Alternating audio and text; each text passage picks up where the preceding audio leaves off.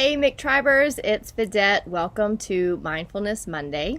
I think I have to call it Mindful Monday because sometimes I can't fit it all into like Instagram or something. So we're changing it to Mindful Monday. Same thing, just different, three letters less. Today I wanted to do this video. It's a little bit later in the day, and I woke up this morning and I was like, I don't know what to share for Mindful Monday. And I don't want to just throw something together in the effort of just putting something out there. I really want to be intentional about it. I want to be authentic about it. So this came up for me this afternoon, and I want to share this with you. And I really want to make sure that it's well known that my intention here is not to be a teacher of things. I'm here as a sharer of what has worked for me. I would love to encourage you, if you see something in here that I put out and something works for you, to share it. It may not be the same tool that I'm using, but it is always in our best interest for us all to collaborate on what works for us in different aspects of our lives to be emotionally well, to rise up in our consciousness and take a look at how we do life so that we can continue to improve. And I want to hear that from you. So this is an open community. Share what you want and take what you will. So today I was having a conversation this morning with a friend about the idea of hard.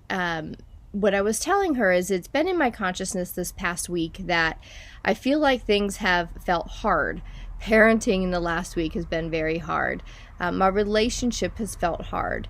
Continuing to stay emotionally well has felt hard because everything else felt hard, right? And I was becoming aware more and more of how much that was showing up in my vocabulary and what I say and in my thoughts. I'd go to bed thinking, oh, today felt so hard. And I don't like to do that. I like to be aware of what I'm thinking. And I wasn't liking the fact that I kept affirming over and over that these areas of my life felt hard. So I was sharing that with her today and realizing that I am creating that for myself. And that's a very, very humbling place to be when we, in a higher consciousness, understand that we create everything, including the scenarios that feel hard. It's not the other people that are making our lives hard. It's us allowing it. So I started to contemplate a little bit today around why am I creating this idea of hard around relationships and in parenting in general for myself. So I got to pick up my son about half an hour early and took my journal, and I started journaling about this idea of hard and looking for insights from within on what I could do to start to reframe and recreate a new story around hard, the idea of hard. And a couple of beautiful things started to happen. I realized that there's a different way of looking at hard, and I want to share some vulnerable stuff with you so that you can understand the difference between the two hards that I have personally in my life, and maybe you can make the same association in your life. So I started thinking about the whole yin writing. I wasn't thinking. I was allowing whatever, my intuition, my connection with, what I call God, to kind of funnel through me, to guide me in this journey. So in my writing, I realized that everything has an opposite, the yin and the yang. So we've got light, dark, happy, sad, whatever. So I started looking like, what is the opposite of hard? To me, it was happiness. Like, I don't want to be hard. I want happiness. Who doesn't, right? But in order to have happy, we've got to have the hard. And when I started to look at the opposite of my relationship, let's say in this last week, it has felt hard, and yet I asked myself, do I have happy? And I sure as shit do. I have amazing happiness and laughter and pure joy in my relationship. That is the opposite to the happiness and the hard. So I have a good balance there. Then I looked at my role as a parent. When it feels hard, on the other side of that, do I have happiness? I sure should have happiness there. I love my kids. Of course, I love my kids. Duh. Who, I say who doesn't, but I'm sure there's people that don't, but I do. And I also have really good, joyful moments, deep, deep, loving moments with them. So I have that balance. So I started writing even more and taking a look at my relationship with my former husband. Here's the vulnerable thing, guys, and I hope that you can hear this. When I was with him, life felt very hard. And I then started to look at myself and say, what was the opposite of that? Did I have happiness?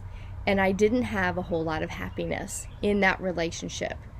So when I started to take a look at that, I remember at that time having to go look for the joy. I had to look for the joy in life. And a lot of that joy came with my kids, going to the beach with them, doing things with them, going for road trips and stuff, but it always revolved around them. The happiness in my life was around them.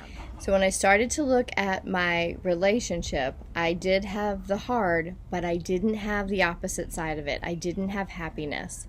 So I didn't have that yin and yang balance. That was a big aha for me, because what I realized in this journaling session and in this realization was that hard has its purpose. It shows us exactly what we need to see in the challenge.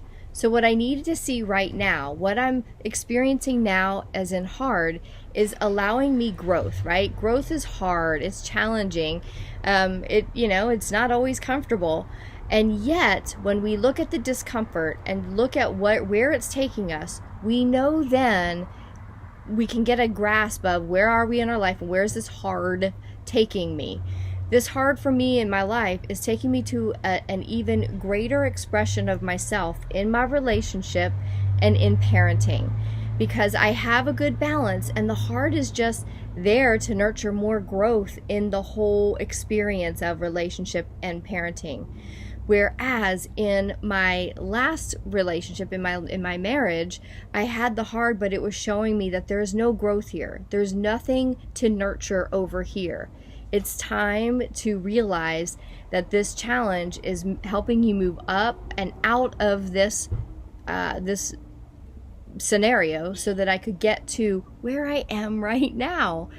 So we're never going to have pure happiness. We're never going to have pure joy. We're always going to have some of that, but we're also going to have the opposite as well.